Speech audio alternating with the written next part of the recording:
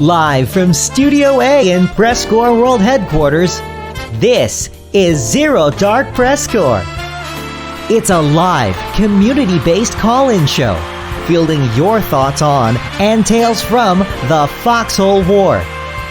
So join the Discord right now through the link below, sign in through the call queue text channel, and hop in the voice lounge for a chance to share your story. Tonight's developer guest, lead developer, Markfoot. And now, your host, 13-time winner of the Jeffrey Jennings Award for Excellence in Journalism, Jeffrey Jennings.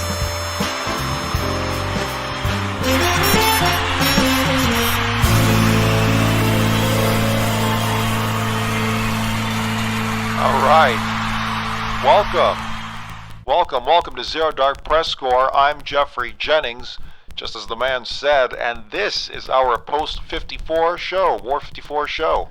Plenty of action, extended over, well over 400 days, and the very unsubtle return of ballistic rockets, nicknamed nukes, though remember, they're technically not nuclear and don't have radioactive after effects.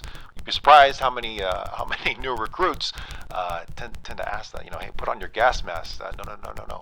Additionally, we are joined by Foxhole lead developer Markfoot, who will be joining us for an hour, taking your calls live on the air and hinting at some content for the upcoming summer update. However, before we begin in earnest, I do have to bring up some PressCorps business, or rather the noticeable lack thereof. With the recent protests currently taking place in America, I have, in real life, participated in local protests in a journalistic fashion, documenting what's going on, sharing said media. I'm being intentionally vague, that way I don't reveal where I'm operating, but in other words, I will be taking kind of a leave of absence, which has kind of already happened. I'm still going to be checking in every day to check up on media to see what the rest of the PressCorps has in terms of output, and anything that they want to put on, I'll gladly put that on the YouTube or any kind of things. But you've noticed the radio has been down, and well, that's because I have so many things processing on my GPU that I can't have that running, unfortunately. And various other things in real life pulling me away from the beautiful world of Foxhole. Again, just want to reiterate that PressCorps is still here, no doubt. It's not going anywhere. The PressCorps ain't going anywhere until Foxhole is no longer a game, which is not happening anytime soon. But just putting that out there, and that I will be personally busy. But do not hesitate to submit to the submissions channel, and the rest of the PressCorps will easily tend to that and work with you there. And don't worry, I'm very much safe. I'll be all right. But in any case, as I mentioned earlier, Markfoot is joined here. Markfoot, how are you doing this evening? Good, thanks. And thanks for having me today. Yeah, I guess I want to there's a lot of people that have been asking about the streams and the vlogs. And we're just doing something a little bit different this time around. Basically, before a big update in the past, we would continue the streams even though we really didn't have that much to show, and we'll have a stream where we put up some points on, like, okay, here's at a high level a few things that you might expect, but we really don't want to pull in. Usually our streams pull in quite a few viewers, and we didn't want to pull in hundreds of people just to say like a few things. So this time we decided to just have a little bit of a break and just kind of put our heads down and work on the summer update. And the blogs and the streams will be back in July in full force, and we're going to be back to our regular schedule then. So I don't even think I'd call it a break by the sound of that. It just sounds like you don't have time to talk to the rest of the community in terms of a big show, which is usually the big dev stream. Those are always exciting, but I understand that. Plenty of exciting things on the horizon for the summer update, of which we'll see a very small hint at today. Real quick, before we get into that, I do have one question. I always try to sneak in a question for the devs here, but What does 1.0, the coveted version 1.0 big release, look like? What does that look like right now? Is the end of the year still a target, which was kind of semi-hinted at in various channels and chats, never solidified, but the thought is out there. What does that look like, Mark? I think we're not that far off. I think like half a year or maybe half a year to like a year, I would say, is about how far we are off from that. I think there were a lot of the so we the phases that we have to go through to reach that is one, there's these like large parts of the game that we feel need to be right first before we can go to 1.0. These are the larger like gameplay things like the base building, like putting all the regions into one world, which we did about a year ago, doing work on the logi side, the communication tools. And then besides those large things, there's also these small things that we sort of left until 1.0, or we are leaving until close to 1.0, which is what that category is more like things like player profiles, like official support for clans, like things if we were to do like skins for players or improving the new player experience, just sort of more of like the polished type things. That stuff also has to get done. But I also want to say that like after 1.0, it's like the show isn't over. Like honestly for us, even though 1.0 is a big deal, in a weird way it's not, because it's just going to be like business as usual after, and we're still going to update the game. We already have plans for what it is coming after 1.0. Like we already planned out, you know, at a high level what's coming the year after 1.0, what's coming the second year after 1.0. And that stuff is the stuff that we're really excited about. Like we talk about it all the time, like, okay, that's when this big thing is going to happen, and that's when this other big thing is going to happen. So, you know, really that's kind of what it looks like. But the short answer of it is I think about half a year to about a year is about how long it's going to take at this point. Okay, all right. So at some point, so current-ish date, not concrete, but it would be feasible to say, hey, summer of 2021 is when you might see a Foxhole 1.0. Okay, so that is out there now, and everyone will desperately cling to it with no questions asked. But addition, I guess, what is there any last question, because it's kind of tied to it, but what is like the big objective right now for reaching 1.0? It's like, hey, we cannot reach 1.0 until this is completed, you know, in quotes. But what is that big thing? Yeah, so there's talking about the large pieces. I think one of it is making the wars. So our main goal from the start of the project was we want to create this world that players feel like they're part of a war. They feel like they're part of a persistent war, and I think one of the things that's still missing is that wars tend to will launch like a big update and things feel kind of fresh, but over time wars tend to play out more or less the same way. And you know, a lot of that is just choices that we've made and certain like trade-offs that we've taken. But one of our goals is really making the wars feel a lot more like unpredictable, where because in a real war it is unpredictable. You don't know what the enemy is really going to throw at you. You don't know what new tech they might have soon. And you kind of have to like,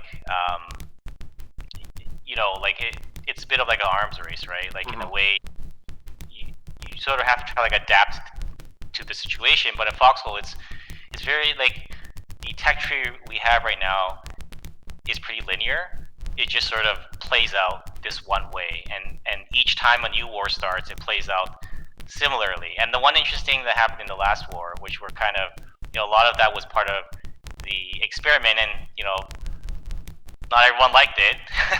But the thing that was interesting was that the beginning of the war looked very different, right? Like there were vehicles that players weren't used to like dealing with, things like storm tanks and such. And you know, there's pros and cons to that, but the one thing that it did do is that the war felt fresh, right? It felt a little bit different. And even if that was a short while, and then it just went back to like business as usual, it was interesting in that regard. And I think that that's more of what we want to do. I think that is one of the big things that is missing. I think the other really obvious one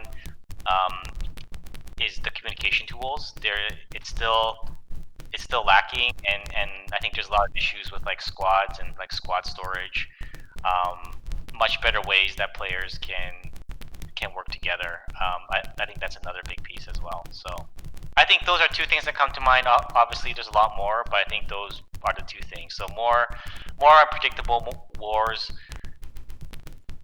I would say like more dynamic wars, and then the communication tools. Yeah, and not just those things, different things alone. Real quick, sorry if I'm interrupting, but I have actually a suggestion for more dynamic wars. Add like weather into the game. Add like weather events that can happen around the world. Like out of nowhere it can start raining and all the dirt roads that you usually drive on will become muddy. Oh, well, you heard it here first.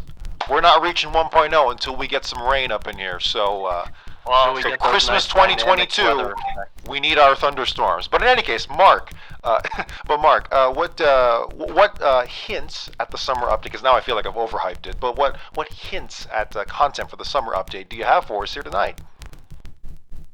Yeah, so I think a couple of things at a really high level we can expect. First of all, we're spending a bunch of time improving some of the core systems, and these are really basic things like driving.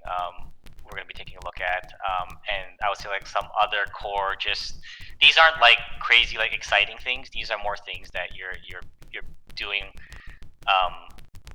Things that you're doing like constantly in the game. We're taking a look at that because it's not always the easiest thing to take a look at because it's usually hard to work on, and you don't really get sort of like a payoff in the end of like, oh, look at this exciting new feature. It's sort of more this sort of like in the background improvement. So we're taking a look at those type of things, sort of like the moment to moment type of gameplay.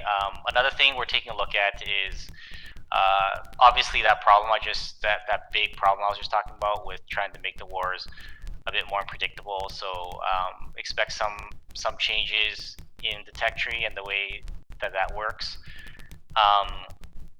We're also let me see here. I have a little bit of there's also going to be some changes to tank combat. So tanks will probably change in the biggest way since we introduced them a few years ago. Okay. And there's going to be a lot of new content. Like, this is probably one of the biggest content drops in the history of the game. So that's it. And there's more things. I hope we get to some of the things. Like, we're probably going to do a bigger pass on the communication tools maybe in the fall update, because there's already so much that we're working on. But there's a couple of really core things I would like to sneak in. Like, I would like to see just a bit of an improvement over things like squads and squad storages. But the larger part of that is going to be coming later. So. All right. You also shared with me about 15 minutes before we went on air a piece of concept art. Do you want me to show that now or with something else? Yeah. No. I mean, feel free to show it. Ooh. There. The concept art as well in like the lounge voices. There it is. Okay. Okay. So I think this is in accordance with the possibly the new tank changes or vehicle change. Is that correct? Yeah. So I'll say this.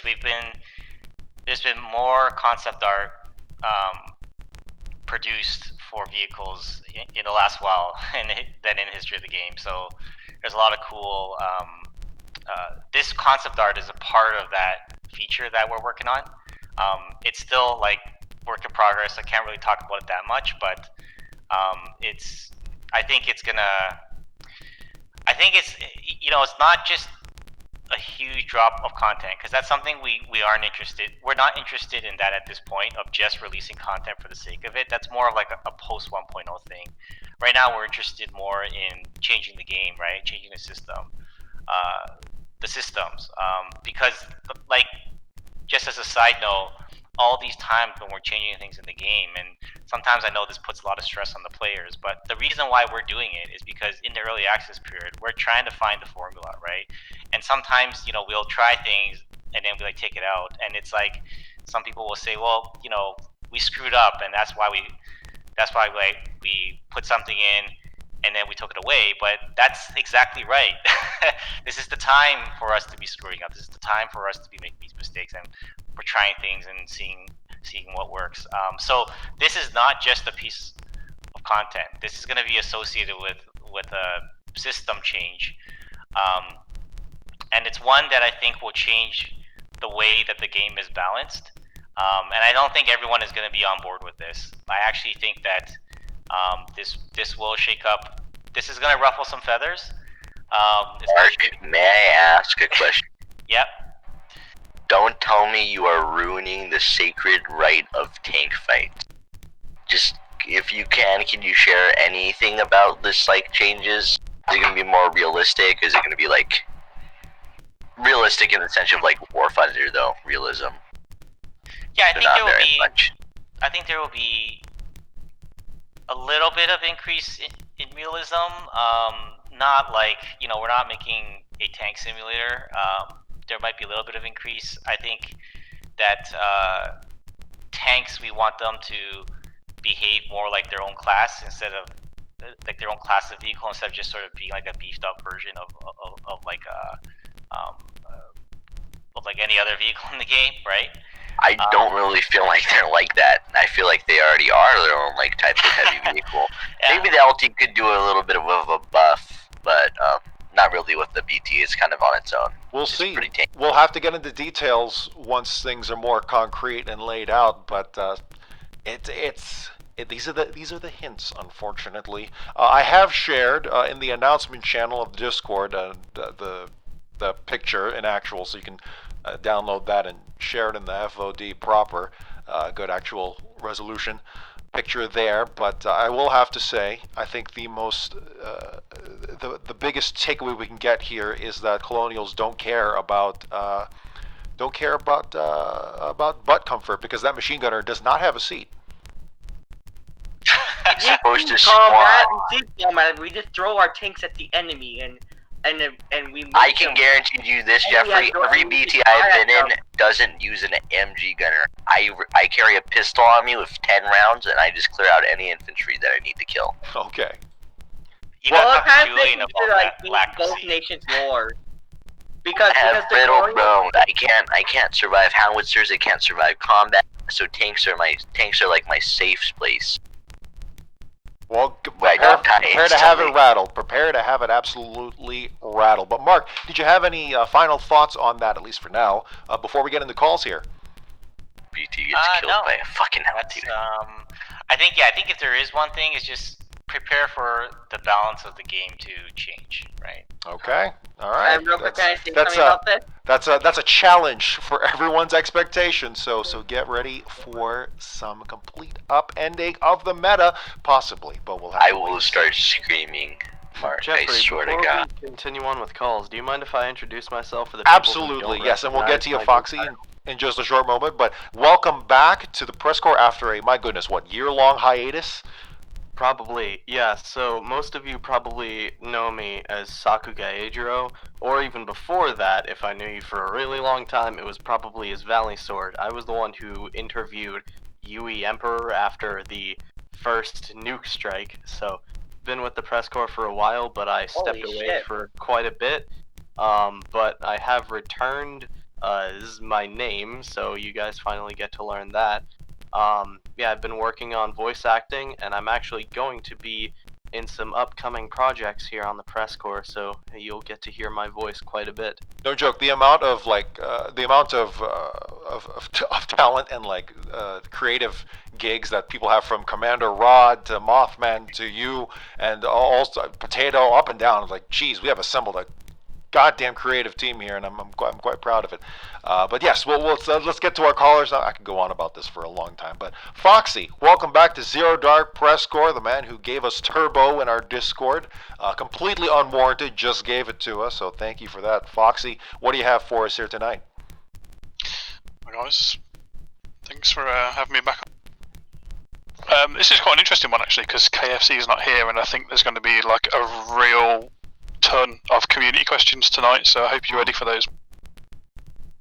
All right, we'll see. But my question actually is about relics, and I want to know Mark's opinion on the last war and if the research and relic system achieved what they were hoping it would achieve, and if they've got any metrics on, anything interesting they can share with us with regards to, an amount of storm tanks that were produced or anything like that. And I guess really just a dev opinion on was the experiment a good experiment? I think that as the experiment, I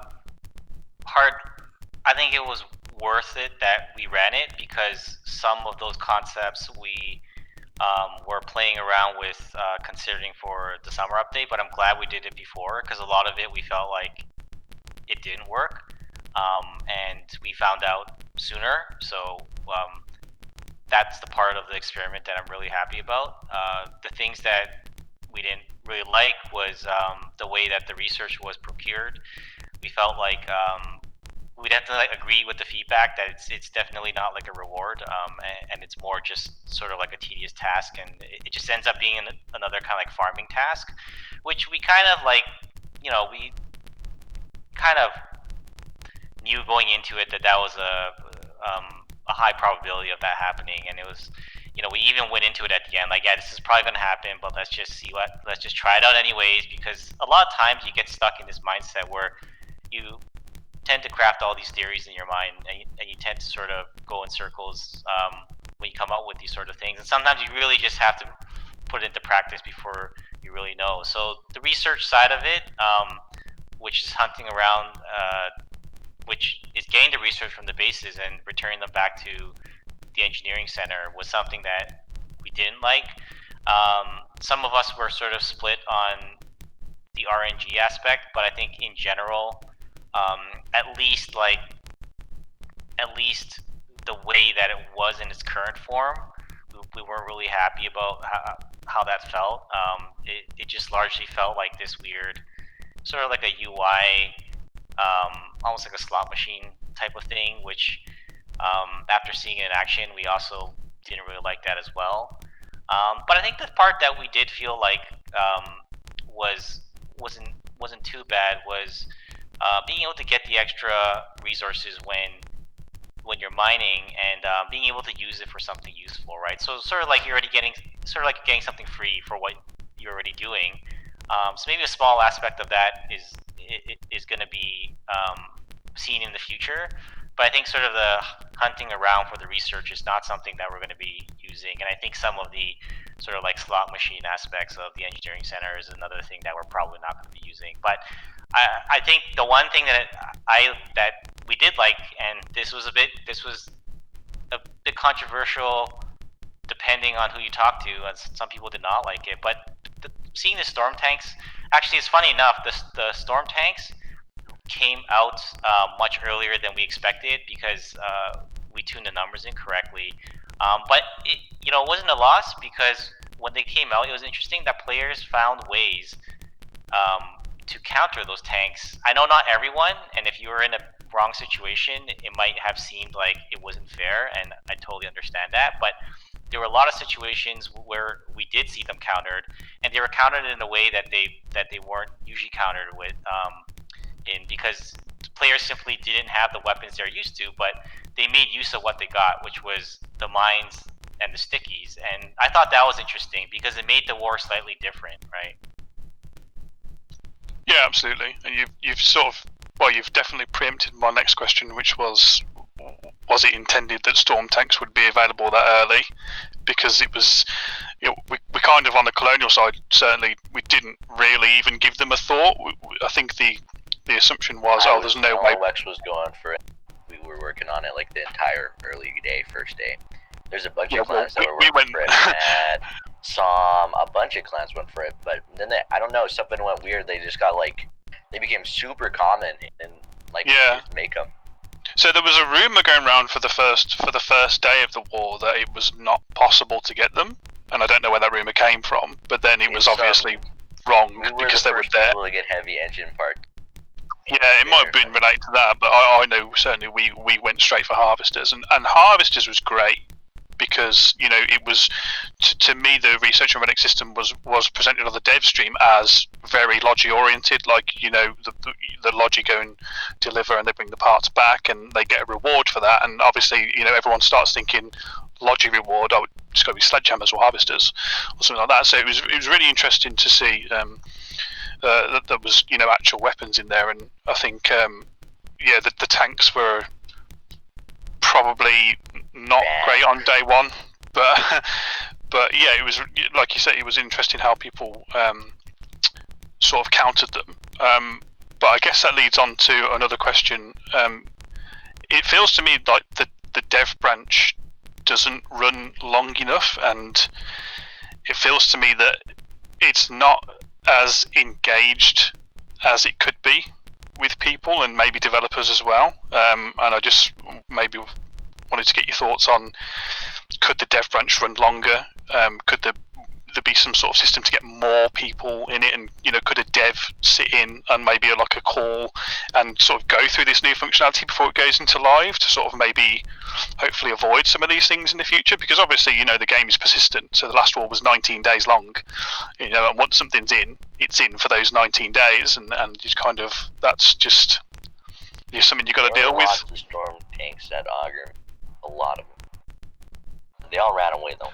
Let me preface, Foxy. Let me preface your question by asking Markfoot this, which is, what is the difference? What is the objective difference between the goals difference between the dev branch and the live shard here in this early access environment that we are currently in? Obviously, I know the actual difference, which is that dev branch is a smaller amount of people, whereas the live shard is everyone. But what is the goals of each one from the dev's point of view?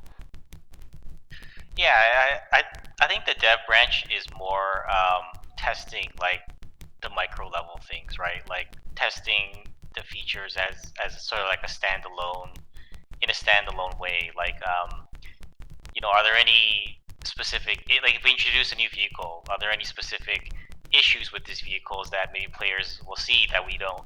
Obviously shaking down the bugs, but there's certain things that you really just can't test until it's at scale. Like you really don't know, and like as much as I think that you can speculate, and like we certainly speculate, and obviously the players speculate, and everybody kind of in hindsight kind of feels like they knew what was going to happen. But in reality, though, it's like I feel really that in this game, almost nobody can predict what's going to happen in a lot of these cases, and I'm talking about those macro level things, right? Because it's like you can't run it. The only way you would really be able to validate this stuff is if you hired like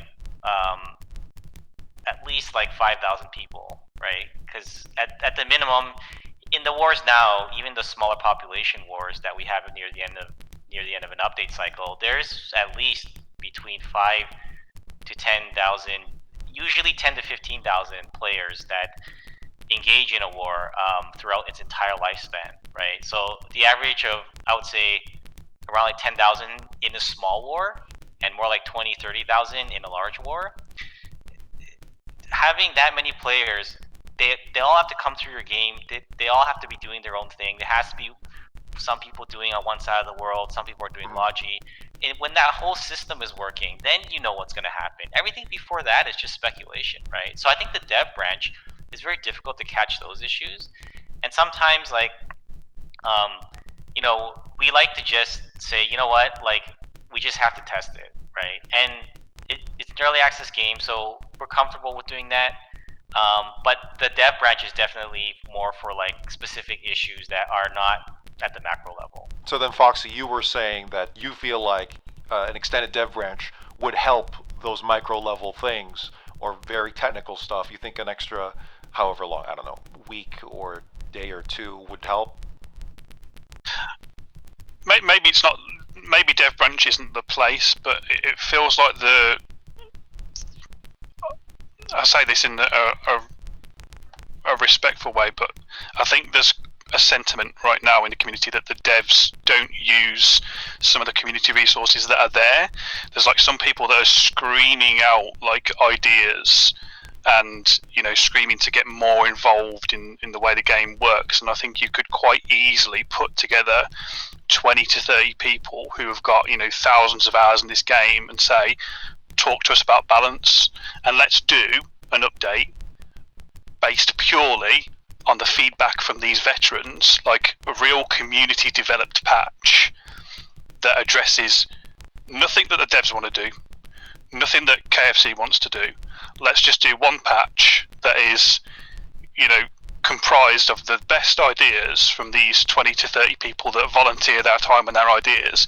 And if it's terrible, let's say it's terrible, then you guys never get to say anything again, and we're going to go back to exactly the way we do it, and that's fine. But it feels, you know, there's drama this evening in FARD in the game feedback channel because people don't feel listened to, and I think they maybe don't understand that, you know, there's no obligation for you guys to listen to it, but it's just, to me, it's the passion of the community. Everyone loves this game because they wouldn't come back to keep playing it if they didn't.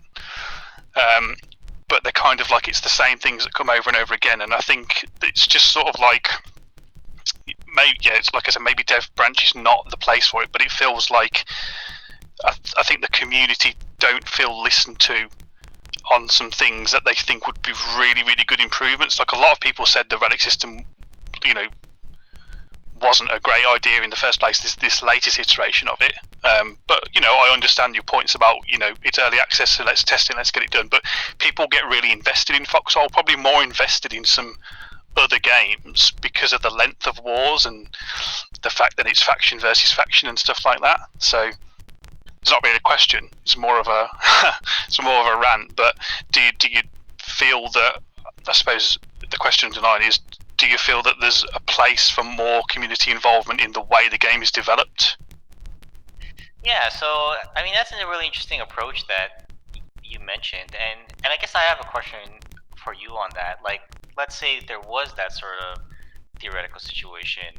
I guess like those players that are chosen to give that feedback, it'd be interesting to find out like who those 20 players would be. And I guess another thing is that who would be the judge of whether or not those choices were actually good or bad. And another even further question is, what is good or bad? Do you feel like everyone in the game is going to agree that there's one aspect of it being has good? To be some kind of like, they're not going to all agree together on the same things. No, you're never going to get it, are you? And I mean, it's like that trick that people do in group interviews, isn't it, where they give 10 people a list and they say order this 1 to 10 on how important it is, and the test is actually just agree to disagree and get it done, rather than 1 or 2 people getting absolutely their way and their order of that list, sort of thing. So yeah, it might be a challenge to get a group of people together that can agree to disagree, but I think you'd have to go through a process. You'd have to,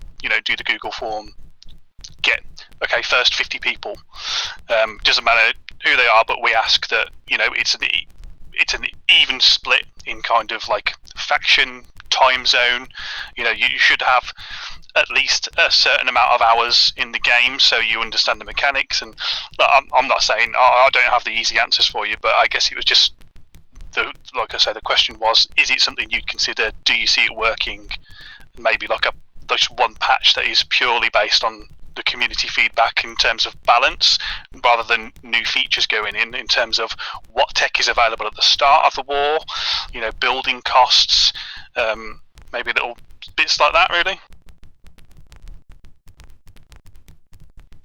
Yeah, I just think that like it's funny because the thing with Foxhole is that there's so many different types of players, and everyone's feedback is valid in their own way, right? Well, what we found is that like you can change one thing and a bunch of people might not like it, right? And they're gonna be very loud about it, right? But then another group that does like it, they're gonna be silent about it because they're just fine with that, like whatever that might be, right? And I think that a challenge is like in that sort of system would be that how would you know, like I don't think there would be a way that everyone would unanimously agree that this set of features is the correct one, right? And if you have a way to do that, I'd really like to know. But what we found was that like those sorts of like, we found you can easily start going in circles, right? Like you start, okay, well, let's do what these few people said, because you know these few people are being very loud about something, right? And you make those changes, right? And then you find the next patch, the people on the other side of the fence, right? They start to say, hey, that's bad, why'd you change that, right? And it really, like, in some really basic examples of this, you can have something like a storm cannon, which we've literally sat in conversations with players before, where one half thought it was completely overpowered, right? And another half that uses it thinks that it's not worth its time at all, and it's a useless weapon. Another thing is the builders feel like certain structures are not powerful enough, right? And they complain that you know, structures need to be buffed because it's, you know, for a bunch of reasons. But then some other players on the other side that, you know, like to play in a tank, as an example, right? They might complain that there's like too many defenses. So it's like, it's very difficult. I guess my question is, like, how would you come up with a system where everyone would agree, okay, this is a good set of features, we should use it, right? How would you get a group of players to that selection of players? Like, how would you get them all to agree on the same thing? Would be my question to you. Yeah, I think that's impossible, really, isn't it? But I suppose you're never going to get that 100% agreement between a group of players, like you've already said. But I guess I could say it would still be preferable to let them maybe try once, or maybe you know, have decisions made by one or two devs, sort of thing. That and you know, like I say, totally respectfully, we don't see devs in the game a lot, so we don't know how much you play. So maybe your decisions come from a different area that player decisions would come from. But you are right. I understand your question. Is to directly answer the question, I don't think you'd ever get 100% agreement from these people. I think you'd have to go with the law of averages and go with, you know, can we get some sort of like agreement or most agreement on one particular idea or the other? And I guess to make it easier, you'd probably have to compartmentalize it down to say, okay, this patch is just going to be around the order of tech. So we're not looking at anything else in the game. We're just going to look at what tech should be available at the start of the game and the order that things should unlock in. Yeah, no, I agree with you that the best you can get is some sort of like average opinion. I think that's a really valid point that you made. And now the question is that average going to be fun, right? Is another question. It might be. Maybe that's the best way, right? But it's a good point you make, right? Like, one of the ways you could do it is like an average, right? So, but then that's the question itself. Do you think the average would be the best way to go? I wouldn't know until we did it one time. I think that's the trickiest part of it, right? It's because everyone thinks their way is right or what have you, and maybe they are right. That's the thing. We don't even know what Foxhole should look like, right? This isn't like a math equation where there absolutely is a right answer. It's real difficult, and I think overall, going back to that sentiment about people not feeling like they're being listened to and heard, I think part of that is the problem of, and people are going to hate this like non-answer or dancing around it, but I think part of the problem genuinely is people didn't expect Clapfoot to kind of work this slow as the game gets bigger in scope. Or rather, I should say, the scope gets bigger, the problems get extremely complicated, because now it's not just I've said this a billion times in other places, but you know, it's not just a matter of, hey, we put in a tank in the game. That's the whole update. And like, hey, that's awesome. We can put like 5 of these out in a row because now, add a tank, add a weapon, add a new map.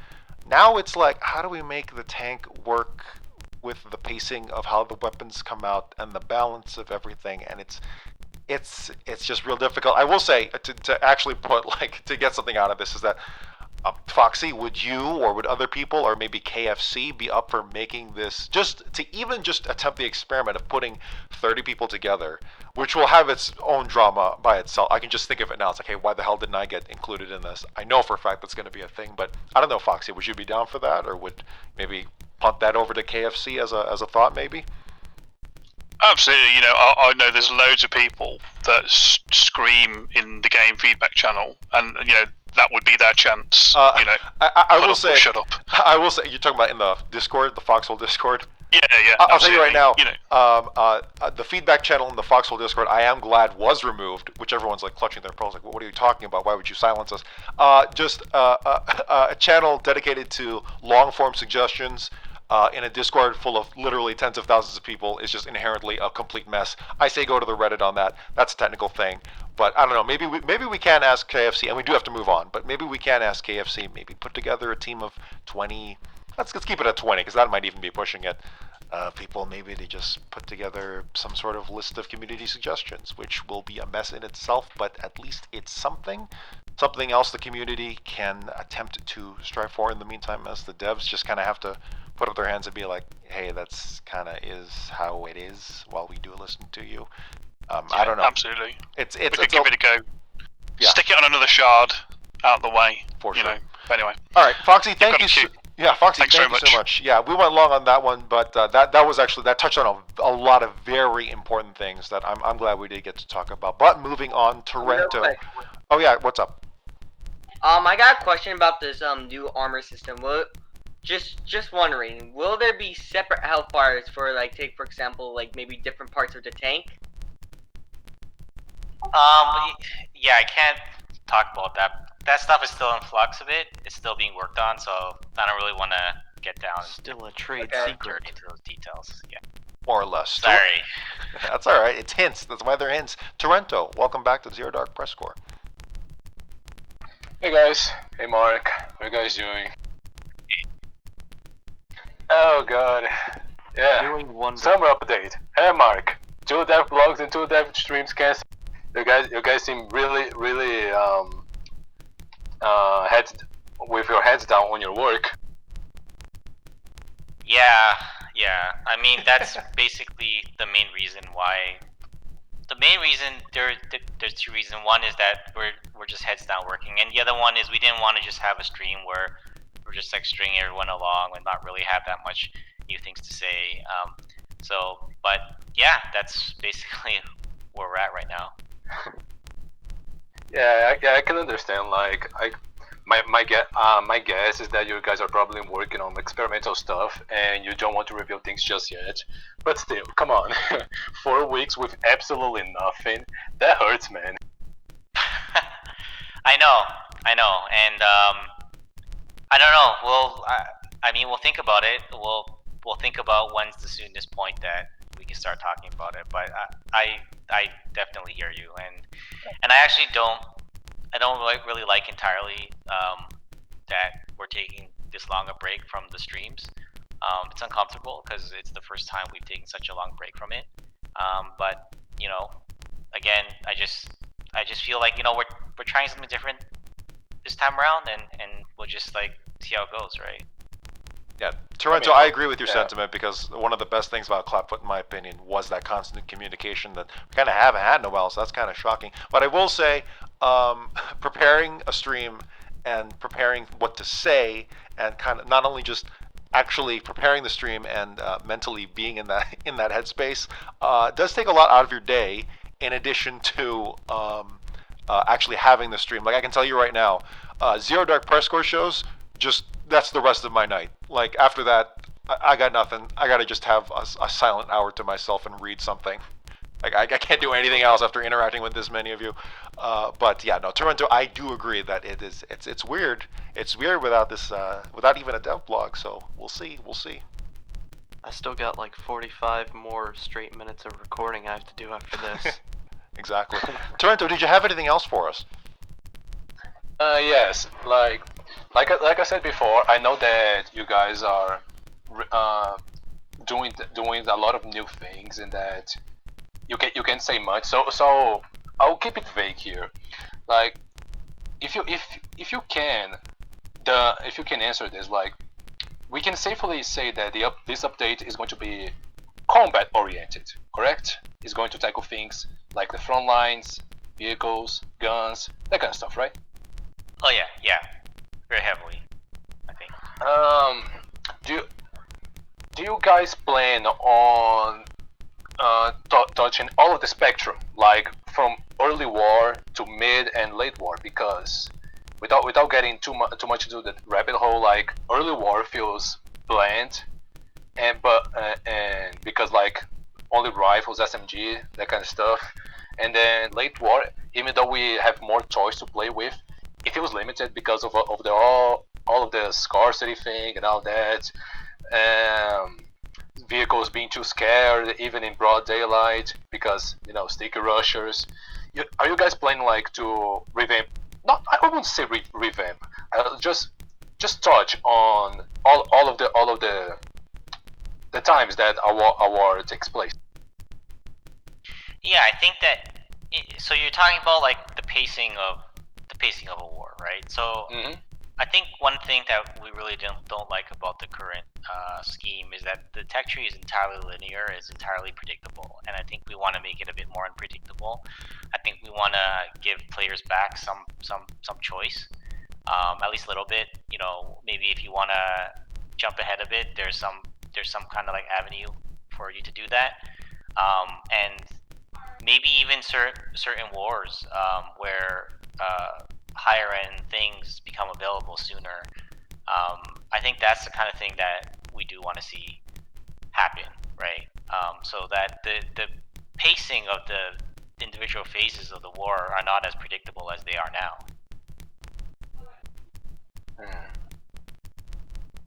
Yeah, I can agree. The tech tree is like something that nobody likes, because if I can safely say, people will just want everything to be unlocked. They want everything's unlocked. So let's go with that. But I don't think from your end it's that simple, right?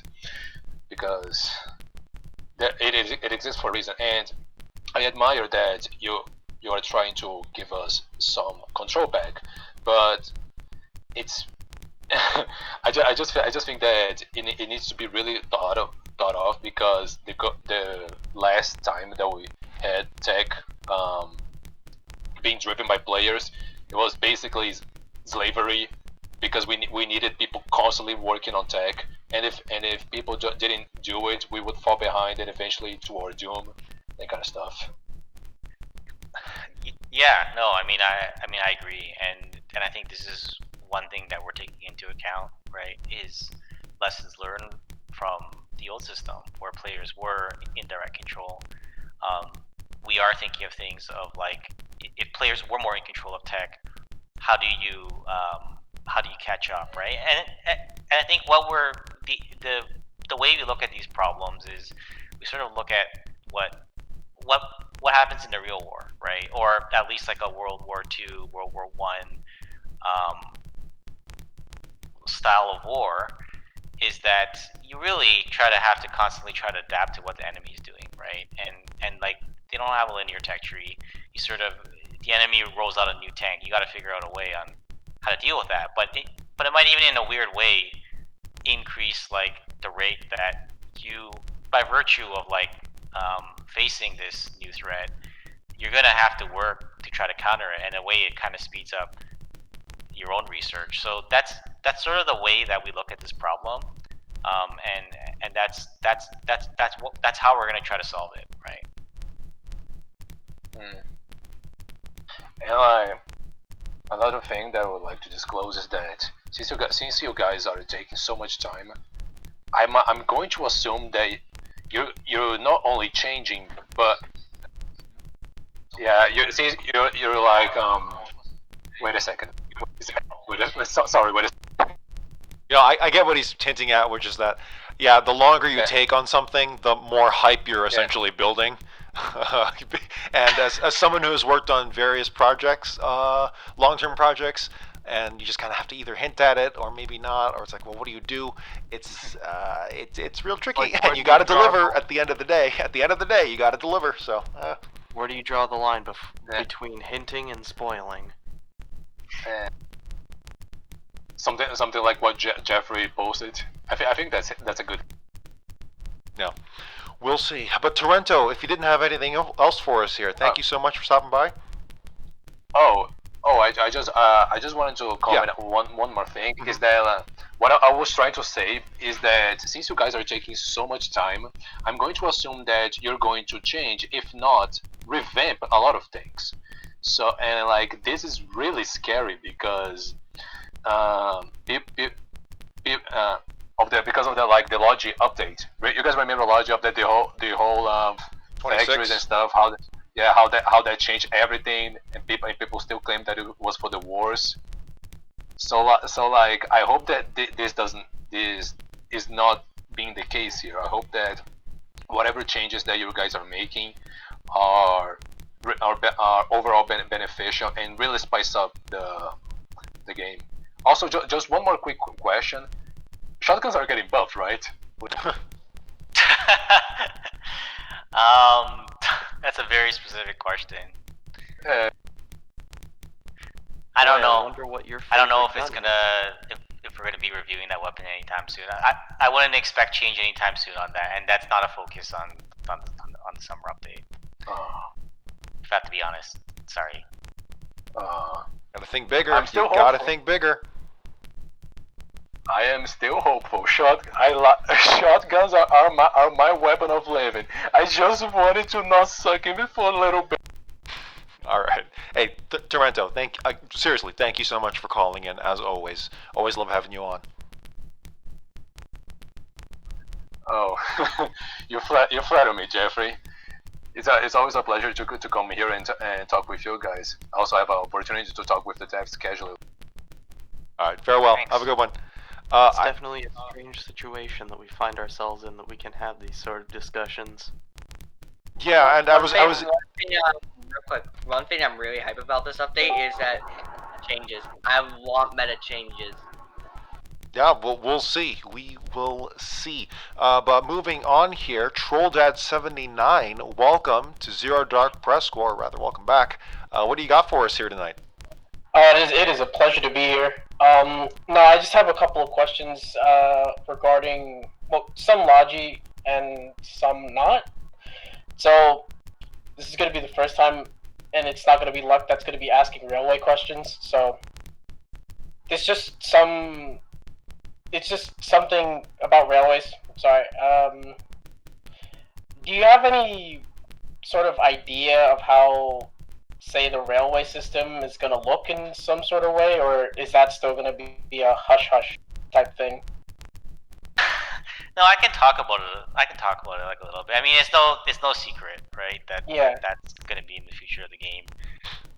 Even though we've tried to dodge that question a million times in the past, but we have a plan for it, and I think a part of it we actually started planning it out about a year ago, and at least in terms of like how it's going to work, and I think the things that we would really like to see from that sort of system. And again, this isn't like official announcement. It's not what it's gonna be. This is just purely like our current thoughts on it. Right? I really want to see the players building the tracks in such a theoretical system. So custom, not necessarily they're preset and then you have to build them up, arbitrarily.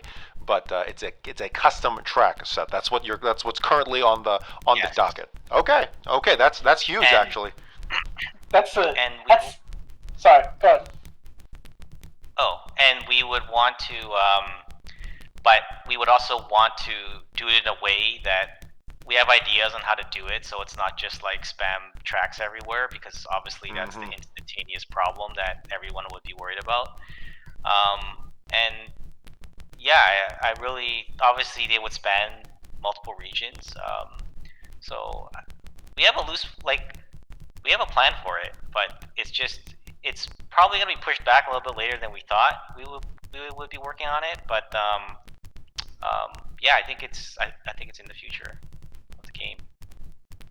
Okay, that's interesting. And some more Logi kind of suggestions, I guess, but questions sort of, is there like some sort of, will there be some sort of like an advancement into like, say, trucks? So currently we have a truck that's,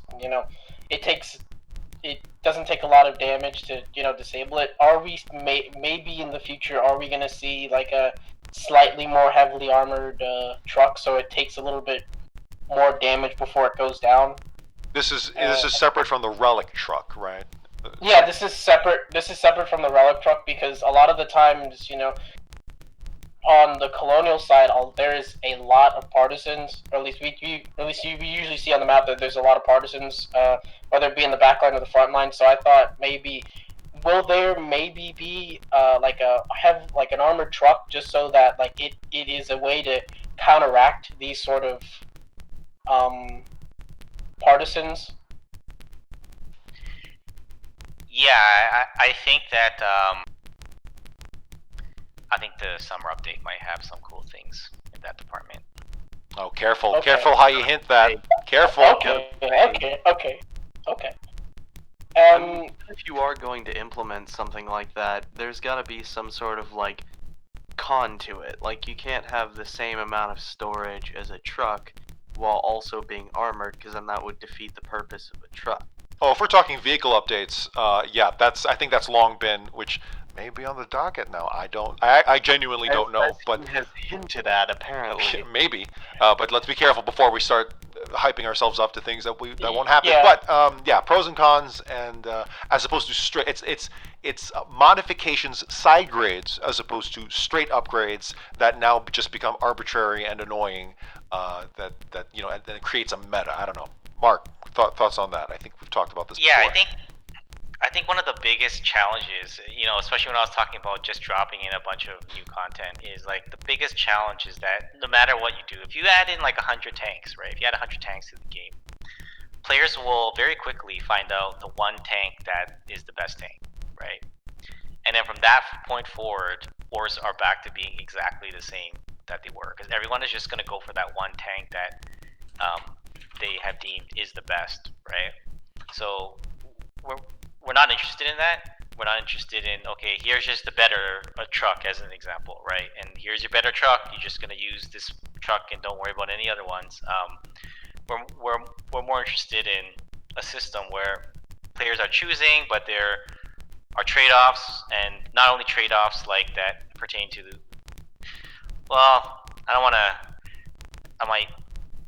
this might be misconstrued, but I'm just saying like that in between the wars, like the type of choices you're making might be different, right? And it's but I think in general, like more choice in vehicles would be cool, and you're not just sort of stuck.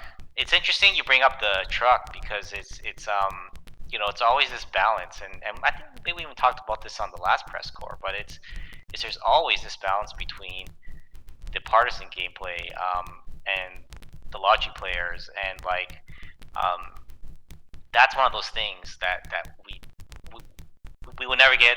We always it's like super polarizing, and we get feedback from like both sides of that fence, and it's just super interesting. True. And I think really the last thing, or at least the last two things I might ask, or at least just add on about Logi is, are we going to see any sort of buildings that players can build to make the flow of Logi a little bit easier? Like say a hopper, so where you could just put in materials and a truck can just drive underneath and it'll just dump any raw materials, and so the flow goes faster, or something like that. Yeah, it's possible. I think that one of the things that there was a lot of really painful things about the Logi players' workflows at the beginning of this year, and I think the static crane update and the UI updates there that allowed you to transfer various things in a more direct manner helped a lot. But I do think that there are other areas too where we can improve this workflow. But the thing that I am interested in is figuring out ways that players can improve these things without it just feeling like a one and done thing, right? I think that's always the hardest thing, because if you have like an upgrade, players will just make the upgrade and then that's it. Like it's just like better. And I don't know about you, but does that seem exciting, right? would it be fun if it's just literally a step that is taken, kind of like the tech tree? It just something better comes along, and then that's it, right? As opposed to like some kind of player choice that leads to that, and maybe there's a trade-off or a risk or something of that sort, right? Right. All right, Troll Dad 79, great questions. Thank you so much. Appreciate it. Yeah, it's a pleasure being here, guys. Thanks for having me on. Have a good one. Yep. All right. I feel like there's an air of desperation that's kind of overhung the community. I mean, that's always kind of been the case for the past like year and a half. But with the upcoming summer update, there's a lot of hope riding on this one. So the hype has already commenced. Whether you focus on it or not. Pyreliter, welcome back. Welcome back to Zero Dark PressCorps. Thank you so much for joining us. You got some great questions lined up in chat, I see. I did. Sorry, say that again. Say that again. My audio jumped out. Okay, ComCheck live broadcast. Radio comms, red, blue, yellow shoe. How about me? How about you?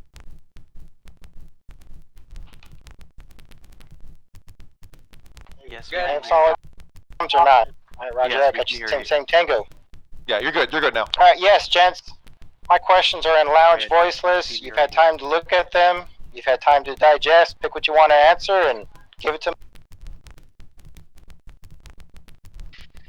Or for those tuning in at home, yeah, I've got a couple questions. I had questions from last month, Zero Dark. I couldn't get them. I've got a couple questions. There was a naval invasion from the Colonials last month that the dev team had the observations opportunity. They could see a naval opportunity or the naval landing, the pros, the cons. I wanted to ask Markfoot, I wanted to ask KFC, what would they change about naval landings in the future? Is there anything they can see from their direct observations that they will interject to future naval landings, combat? Further on, I've got questions about how clans, regiments will be actually acknowledged and recognized for future communications, operations, organizations, command and control of the game, which I think has been severely lacking. It is the Puppet Master strings that have been severely lacking in all the other area departments of concern and care. And lastly, I've got one last question. I will iterate. What mechanics would you like to see they have observed from World Conquest 52, 53, and now World Conquest 54? Could you get anything personally interjected that you've been able to observe that you have been positive, negative, room for improvement? Give me a couple of that. Cherry pick what you want. Pyreliter came prepared here. Which one would you like most, like the most answered, like right now? Pyre? Okay. For me personally, regiments, companies, I don't care how the hell you call them, I want that command and control organization, intelligence, sharing. I want the structure. I want the ability for a group to have a reasonable feel that they know who they're playing with, whether it be a random, whether it be another clan, whether or not a member of their own clan. Recognized regimental tags. Say, hey, look, if I'm from a ABC clan, I've got that recognition, I've got that unit designation, like the old operations had their structures, like the old squads had their structures. I have personally felt a disparagement and slight that they took out the old operations without a sufficient swap. And I felt that the game has been severely personally lacking in its community-based interactions because the lack of trust and confidence in who they're playing with. Yeah, no, I agree with that, and I definitely hear you. We originally were going to replace operations fairly quickly, but some of that fell behind. But it's a top priority. I was saying at the beginning of this stream that that's one of the two biggest things that we have to get done. I would say like this year, right? We got to go back to the communication tools, and we got to fill in some of those areas that are lacking. And I agree with 100%.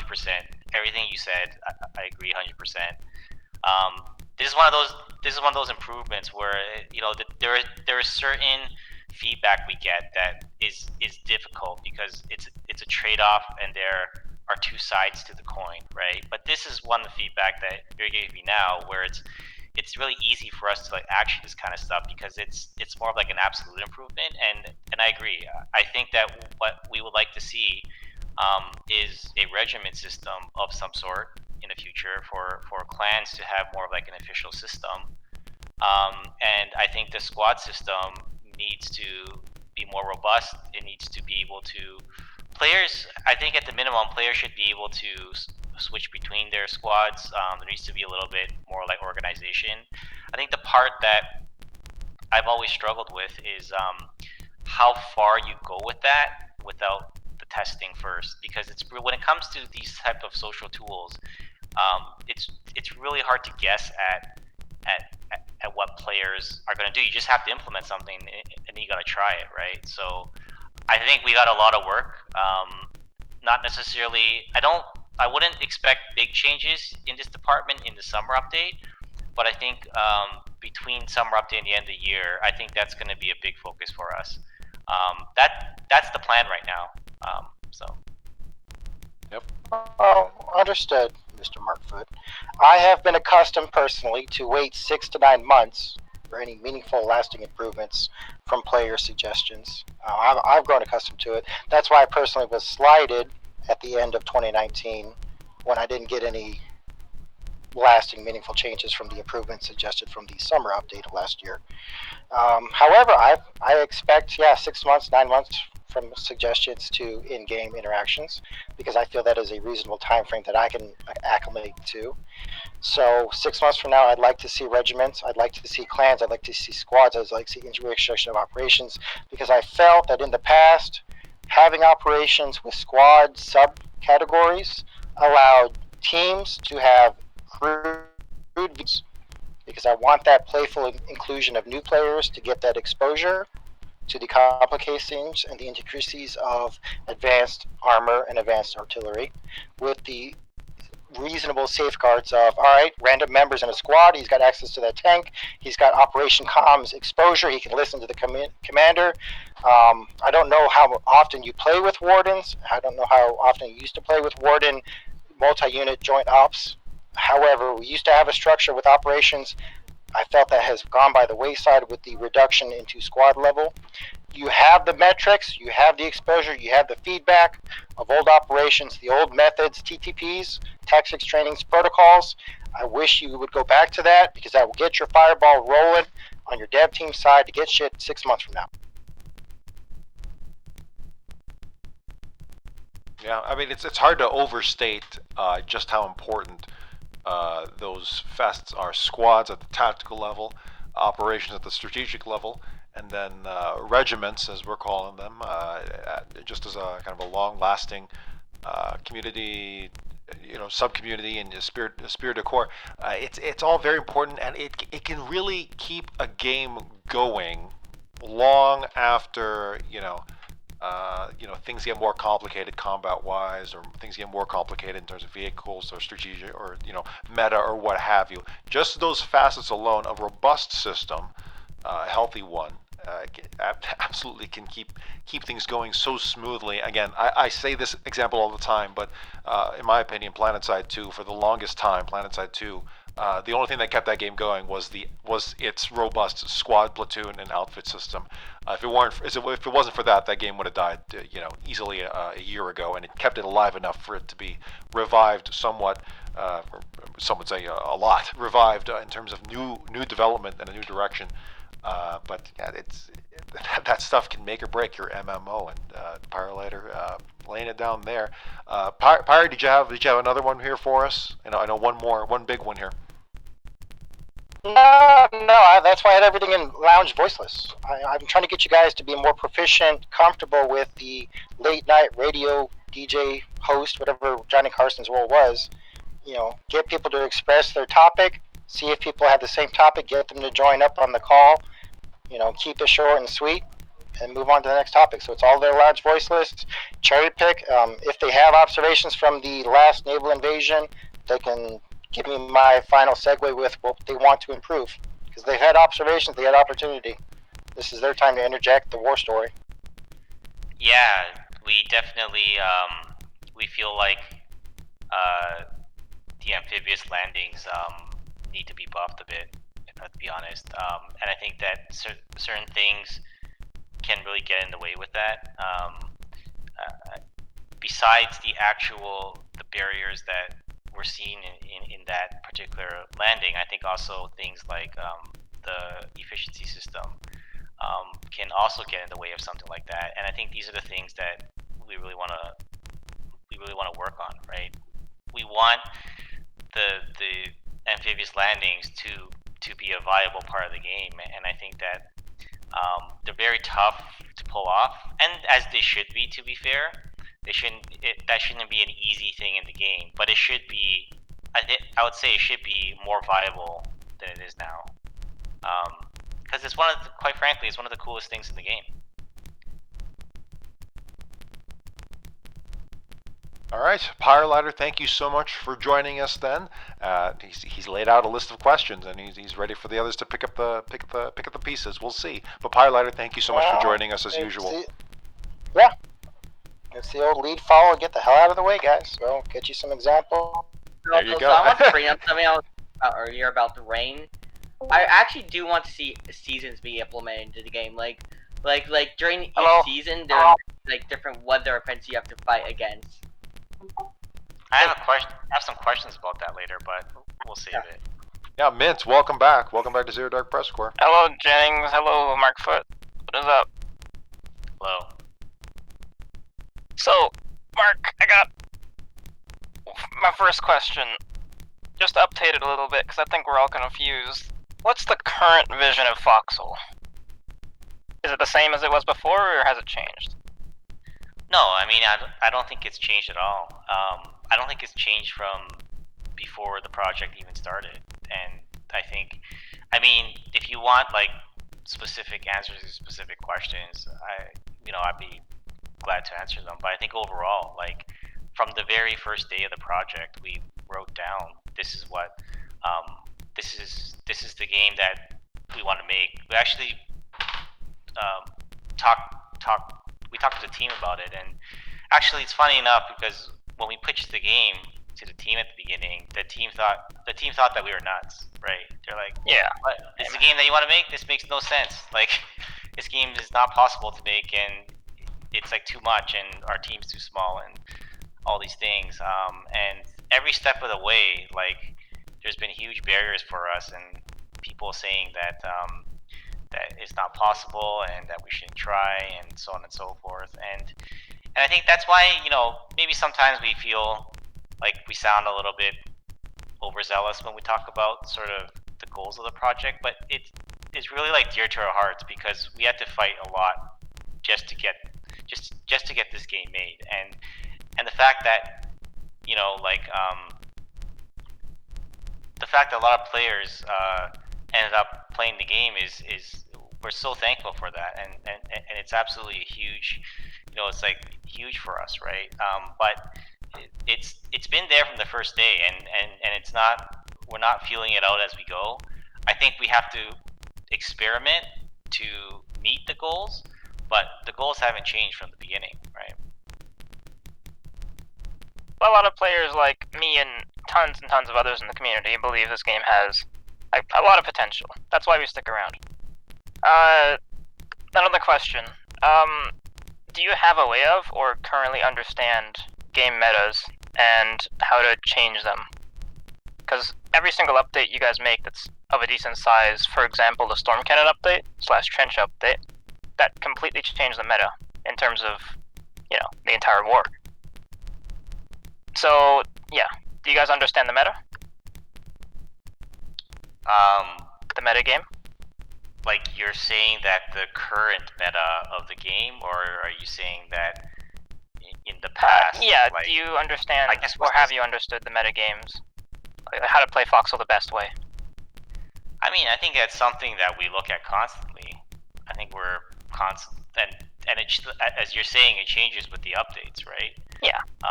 And as an example, there is like this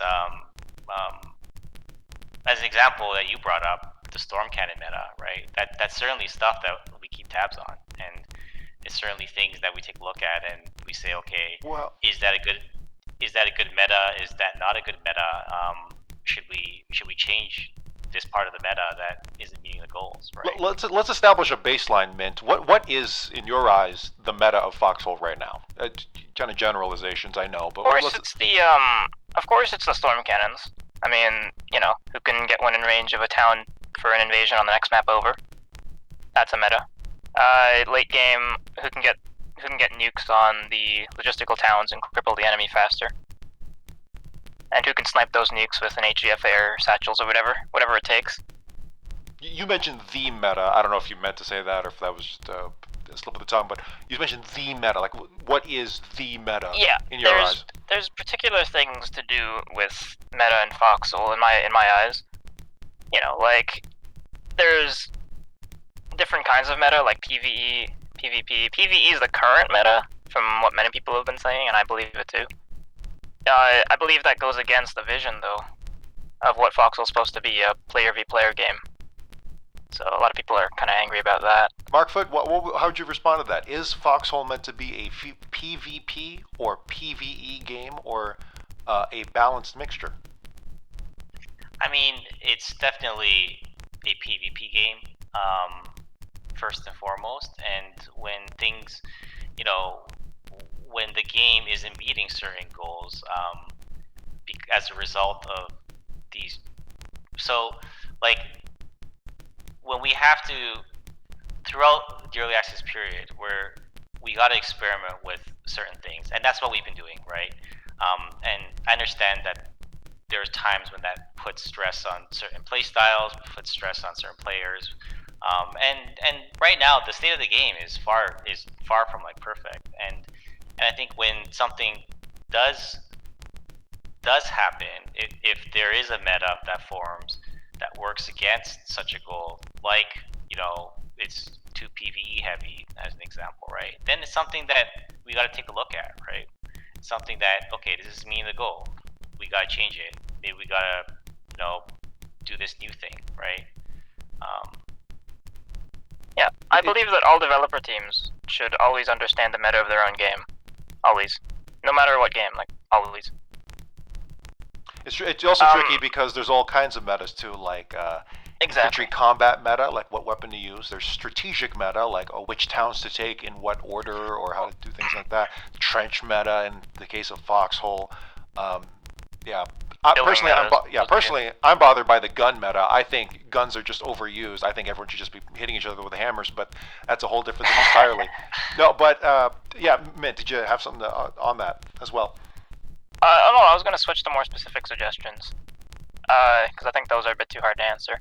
I think there is one thing. I think I can speak, because I like talking. It's kind of difficult to talk on such big terms, but I think in terms of one thing you did mention there, which was the storm cannon, I do think that that is something that we have looked into changing, because I do think there are some things there that we're not entirely happy with. Just to kind of offer you a more like concrete answer to one of those things that you pointed out. Yeah. That's one other thing I want to mention about the storm cannon. A lot of people were complaining, not really complaining, just noted that it was a bit unrealistic how you can load a 300mm shell as fast as you can load a howitzer. Maybe you can change it so, like, instead it would take 10 power, and every shell would cost a lot more, but each shell impact would do an obscene amount of damage and basically one-shot anything it hits. I think that would make a lot more sense, and also increase the reload speed by exponential amounts. So I guess my question to you is how do you feel that would change the meta in a positive way if we implement that? I think it would just it would make it a little bit more realistic and believable. I think that's all it would do. Is believability the goal here, or is satisfaction the goal here? Because I think, thinking about it from a gameplay perspective, obviously, yes, changing things for realism's sake can be very appetizing, and I know I have a few of my own. But in terms of just satisfaction, maybe even like a special like shell loading animation. I know probably be difficult to do, but I think if you guys have ever watched videos of Second World War railway guns loading or something like that, I don't know. You can see they put the shell on a conveyor belt, goes into the breech by hand pull crank, and then they just raise the gun up and fire it. something like that with a storm cannon, I think would just be awesome. Like, you know. Alright, I'm gonna switch to a more specific suggestion. Yeah, sure. Well, we'll do this last one here, and then we'll move on. Yeah, sure, no problem.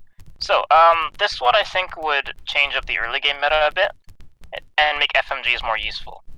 My proposition is change the FMG from having a 14.5mm cannon to a 40mm tank cannon that can fire light tank shells. So sort of, do you see it as more an anti-tank weapon? Well, it would be in essence just a gun to support the infantry, because the infantry doesn't have anything that's hard-hitting early war. So this would be like that one hard-hitting weapon that would be hard to transport up to the front, but would be very good when it gets there. So, I don't know.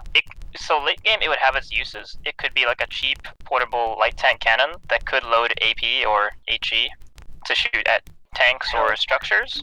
So we're talking An anti-tank gun. Yeah, full-on anti-tank gun. It wouldn't necessarily be just an anti-tank gun, though. It would just be a supportive gun to counter tanks with AP, or to Yeah, I think he's talking about with, like a Pack 40 kind of thing. Yeah, but it would just be converting the FMG. Yeah, I think that would be cool, like cool addition to the game. And I think probably like that's going to be in the future of the game, to be honest, something like that. But are you more that you want to change the FMG from that, or do you more that you want to see that vehicle in the game? So, No, like, I believe the FMG is completely useless.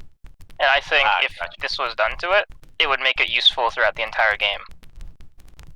Throughout the entire progress of a war. It would be useful late game and early game. Almost sounds like a complete replacement, which honestly I'm not even opposed to, considering that the FMG's always been kind of a loner in terms of just kind of wandering the meta, wandering the tech tree, just like, yeah, where do we find a place for this thing? Mark, is it even possible that, I think I've already answered this question in my head, but is it possible just to have things maybe removed entirely? They've served their purpose, and now that things have just changed externally so much, that maybe something's just time to go.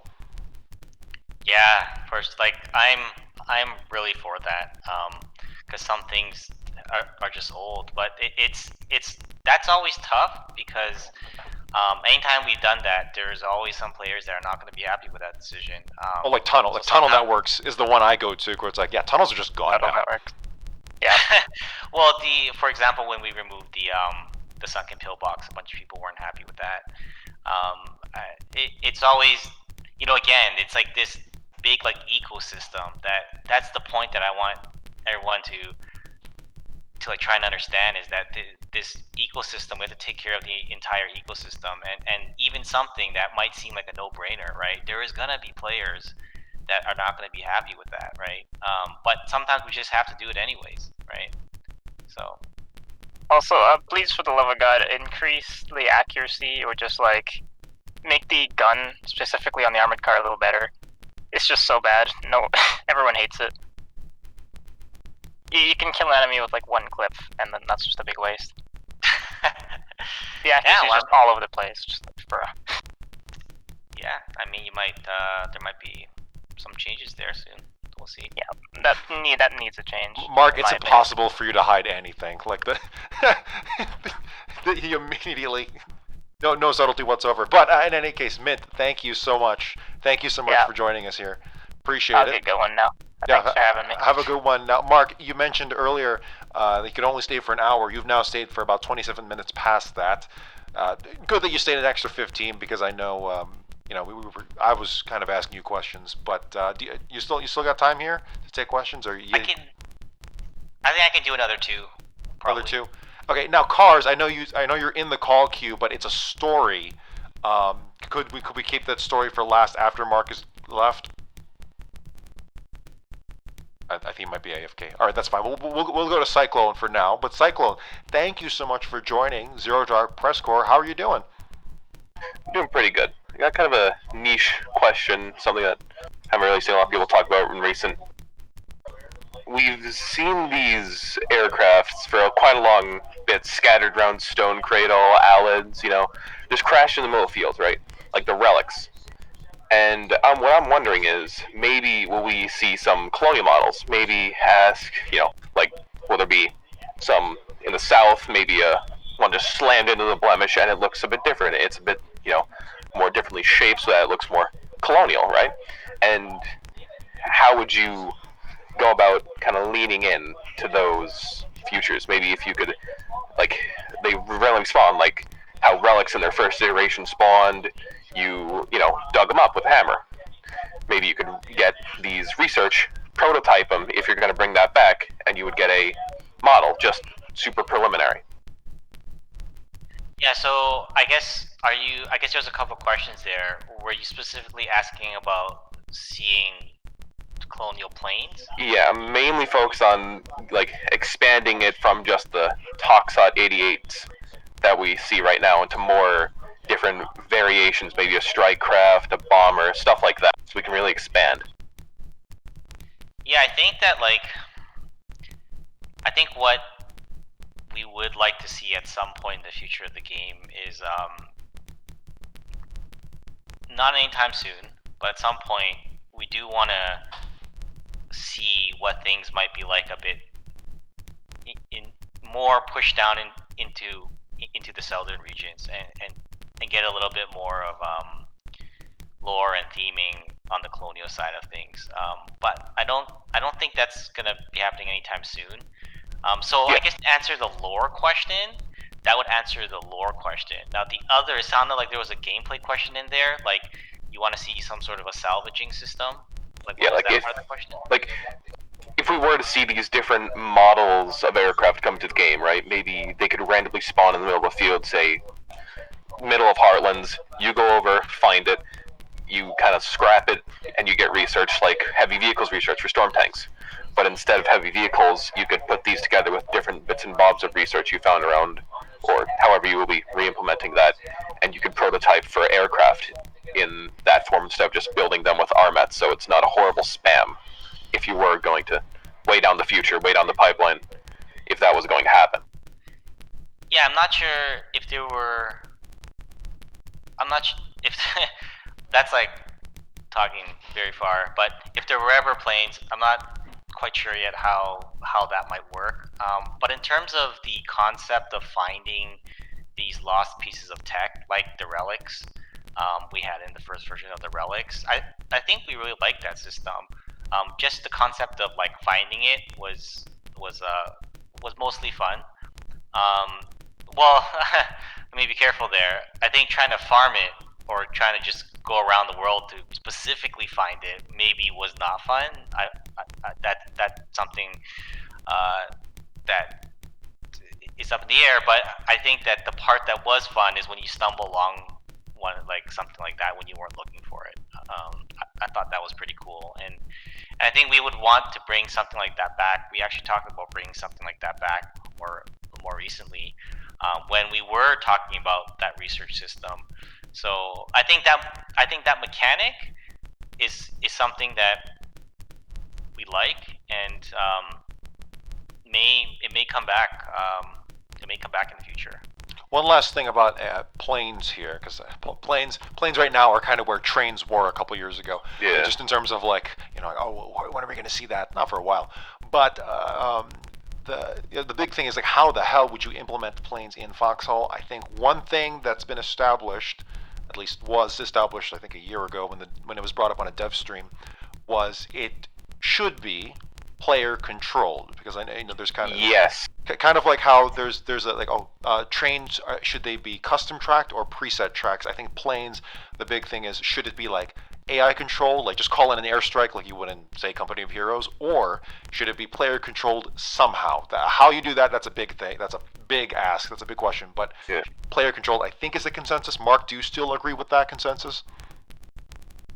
Yeah, I mean, I think ideally everything in the game is player controlled, and I know there's sort of like a disdain against the PvE stuff, but I think the PvE stuff is really only there so that, because players can't possibly be covering every part of the map at all times. Plugs the holes. Ideally, yeah, exactly. But ideally, everything that we do, we're always gonna default to it being a player-driven thing, and I think player-driven planes would, you know, if we could answer the million questions involved there, would probably be the way to go in some sort of a conceptual future of it. I know. I have a lot of.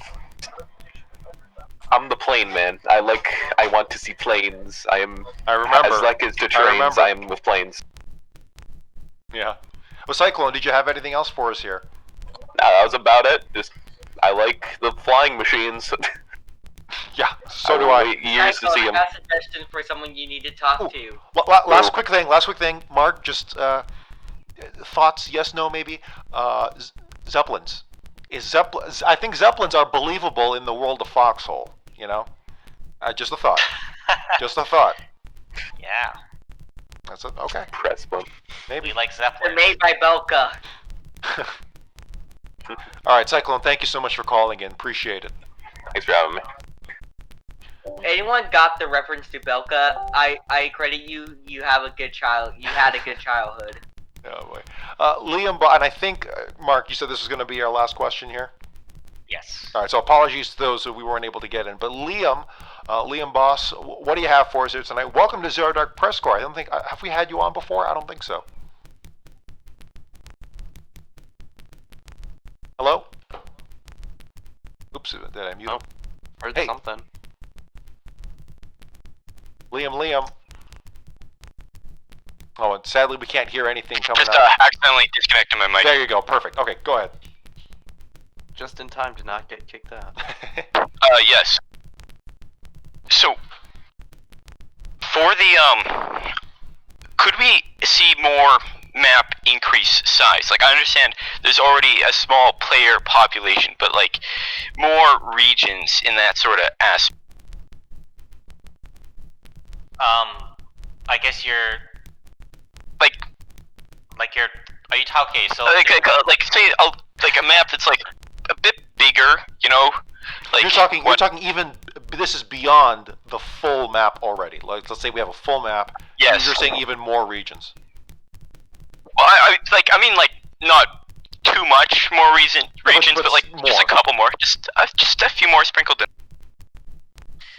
Yeah, I think probably, like, in the near future, probably won't be focusing on that, but I think I don't think we're done with the maps, and I think that, so I guess my question for you is, are you looking for a bigger world in general, or are you just looking for more like variation? So like a bigger world, but the size of the conquest stays the same, because those are two different things, right? Well, I mean, like, more variation, you know? Okay. Like, differences. Right, so as an example, like, if there was just some crazy thought, if there was like a sort of like an entirely new campaign or something like that, where it's a new set of maps, but the conquest is the same size as it is now, is that more what you mean? Well, more like, okay, for example, we've got like the ocean regions, you know, that are just kind of surrounded by water. And we've got, like, you know, the regions that are like a bit different, like Weathered Expanse, how it's just blizzardy, you know. Yeah, I think variation is the keyword here. Yeah, no, I mean, I think like that's something that we've talked about a lot, and I don't think, you know, it's not something that's going to come soon, but I think in the future of the game, I think we want to explore probably maybe some of the colonial regions. South is like a possibility, right? That's the kind of thing that we've thought about, and maybe there will be like a new biome there. Yeah, who knows, right? I mean, it'll be cool to see like a desert map at some point. Yeah. I know a lot of people have kind of thought about that. So there's just so much. Is what I was talking about. Like, when we get to 1.0, we're not going to be done with the game, right? Because there's just way too many ideas that we want to see fulfilled, and I think this is one of those ideas. This thing that you're talking about is more variation in the maps, right? Actually, talk about variations of map. I really do want to see something like maybe Umbreal Wildwoods, because Umbreal Wildwoods is kind of boring. maybe make Umbria Wildwoods feel more like New England. Give it like a foresty hill feel. Like you find like hills, but they're forests at the same time. That would be cool. Yeah.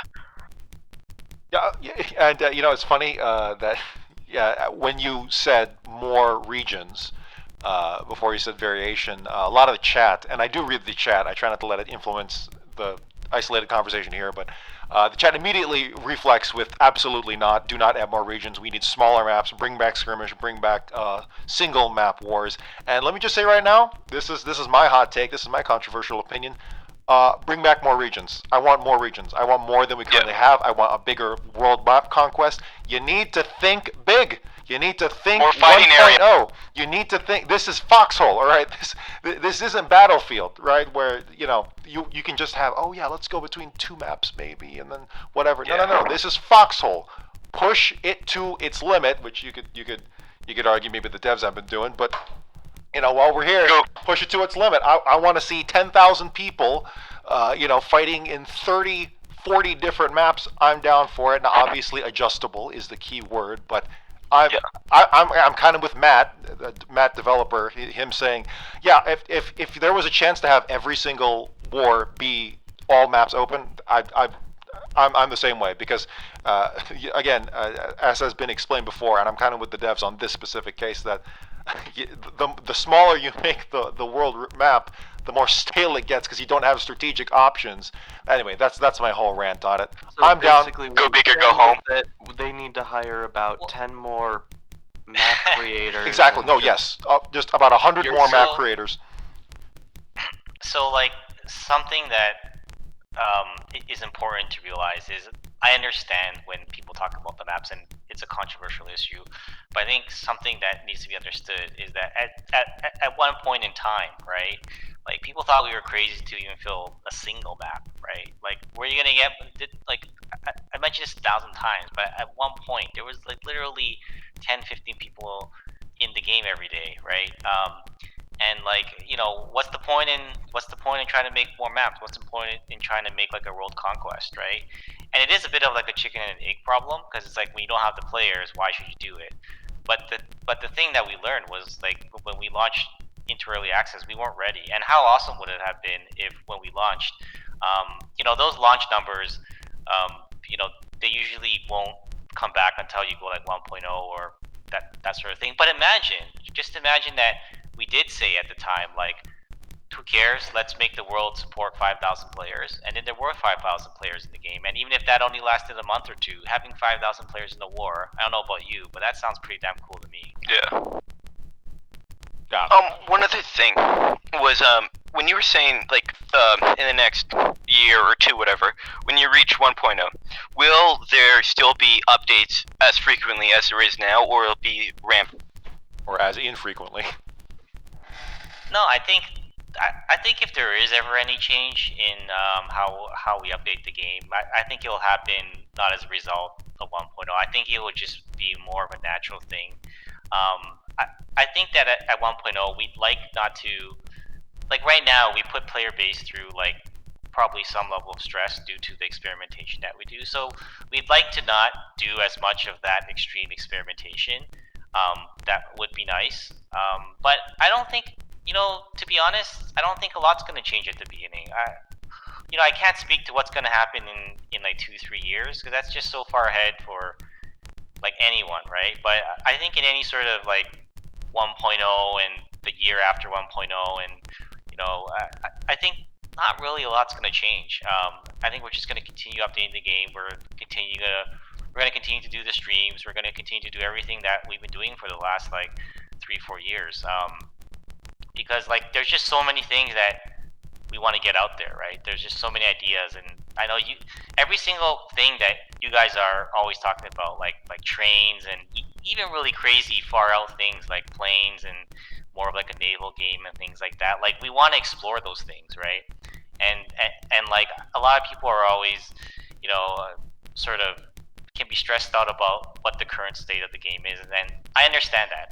I fully understand where you're coming from, but for us, it's like we're not even at 1.0 yet, and there's just so many cool things that we want to see happen.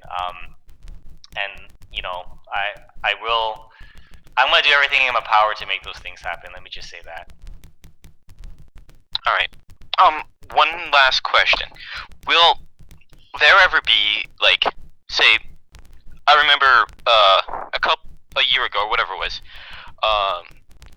there was World Conquest, like the main server and whatnot, and then there would be like a server whatnot that just had like a little war in it whatnot. That was like a region or something like that. I never played that, but I remember there being some. Would there ever be a return of a concept like that, or something where a player could host, like, say, their own little war? I personally love the idea of like player mods and things of that sort, but I think we made the call quite a long time ago that like that's probably not something that we want to. There's only so many things that you can try to tackle, right? And I really like the idea of players running their own servers and having their mods, and I think the FCL is a little bit of an encapsulation of that, which is why, like, at least thus far, we really like to support those kind of things. But I think we made a call at some point that, look, like, there's only so many things that we can work on at once, and if there is going to be one thing that we're going to work on, it is going to be the ultimate goal of trying to get like hundreds of players into a war, 1,000 players into the war, and having them all like sort of play out this story at once, right? And so I think that we probably, to be perfectly honest, I think we probably wouldn't return to that sort of thing in any foreseeable future. I think we're kind of all in on the world conquest, on the idea of one world. So I think we're in that. And it's lamentable because that almost sounds like, you know, a declaration of war against mods and modders. Not quite, but, you know, it's just Foxhole is different. I kind of am in agreement with Mark, not to agree with him on everything. Trust me, I don't. But it's weird because Foxhole is just that unique, and there's nothing else like it on the market. So maybe in this case it just doesn't apply, which is unfortunate. It's unfortunate because Skaj, who is a member of the PressCorps as an artist, you know, has his awesome sound mod. Granted, you know, those are copyrighted sounds that can't be directly lifted in, but yeah, there's so much talk about mods and just have the community do so much work for you. Well, that's not quite as easy because you know, how do you quality control that? How do you well, assure that things aren't copywritten or whatever? Yeah. So like, actually, I really like this topic. It's like separate from all the legal aspects. From like, I'm not talking about, if I were to sidestep all the legal sides of like people using mods as like an exploit. If I'm purely talking about people coming out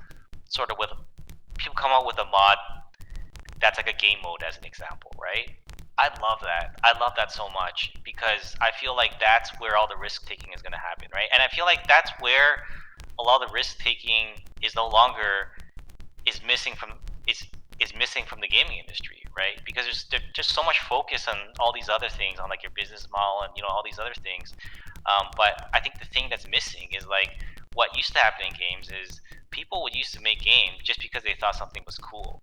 And the reason why I like the spirit of mods is because you're purely focused on making something cool. Like, even if no one plays your mod, it's fine. Like, you're not losing out on anything. You're not gonna not make money because you weren't expecting to make money anyways in the first place. So your 100% of your mental energy is put into making the game good. And when we made Foxhole, that was 100% the mindset that we want to have. Let's pretend like it's a mod. Like, let's pretend. That's why the first year of the game was free, because we didn't want to be constrained by these things. We want to say, if we're going to make a decision, we're not going to be worried about like losing sales and all that stuff. We just want to make the decision because it's best for the game, right? And anyways, that's my rant about rant about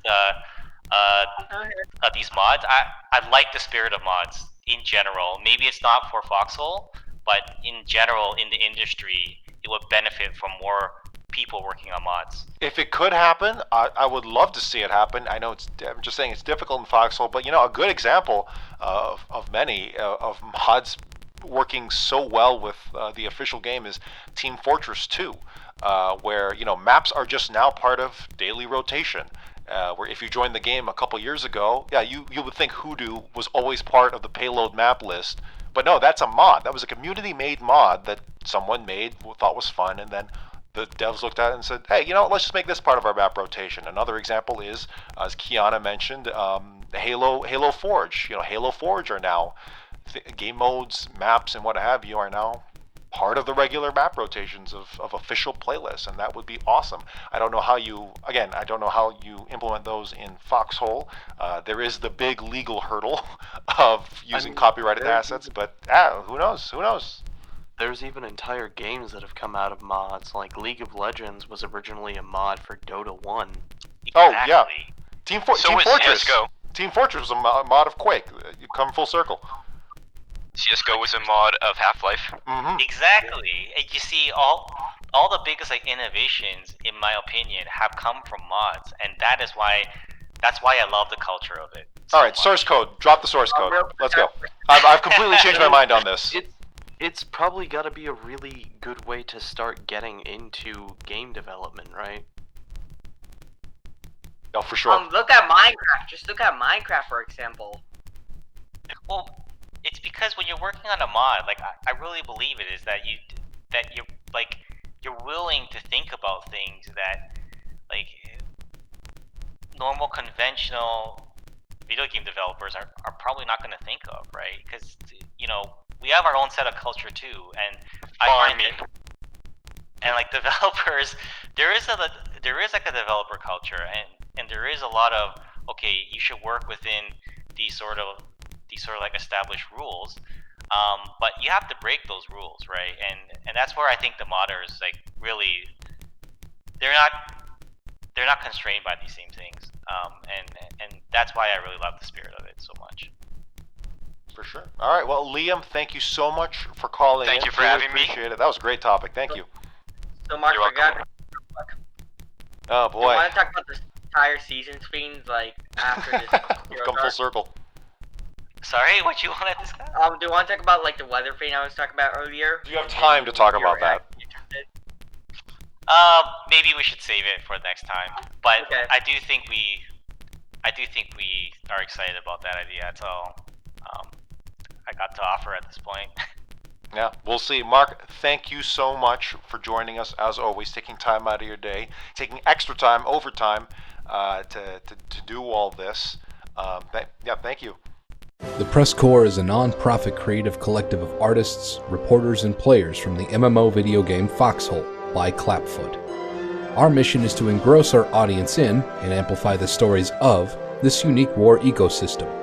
The PressCorps was founded in early 2018 by former PlanetSide 2 Radio Free Araxis host, Captain-in-Arms. It is a separate community entity and is in no way representative of Clapfoot. For more info, visit the PressCorps Discord through the link below.